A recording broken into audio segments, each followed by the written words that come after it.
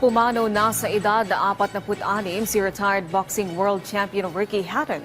Iniulat ng Greater Manchester Police na natagpuan ang mga labi ng British professional boxer sa kanyang tahanan sa Hyde, England. Wala namang nakitang kahinahinala ang mga otoridad sa pagpanaw ng boxing champ. Sa kanyang ex-account, nagpaabot ng pakikiramay ang dating manager ni Hatton na si Frank Warren. Ayon kay Warren, lubos din ang kanyang pagluluksa sa pagpanaw ni Hatton na isa aniyang inspirasyon sa mga batang boksingero, gayon din sa kanyang fans. Nagdadalamhati din si pambansang kamao Manny Pacquiao sa pagpanaw ni Hatton na isa sa mga kilalang nakalaban niya sa boxing ring.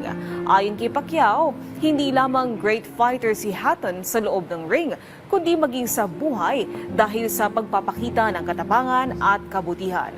Patuloy niya siyang magbibigay pagkilala at respeto sa sportsmanship ng tinaguriang The Hitman.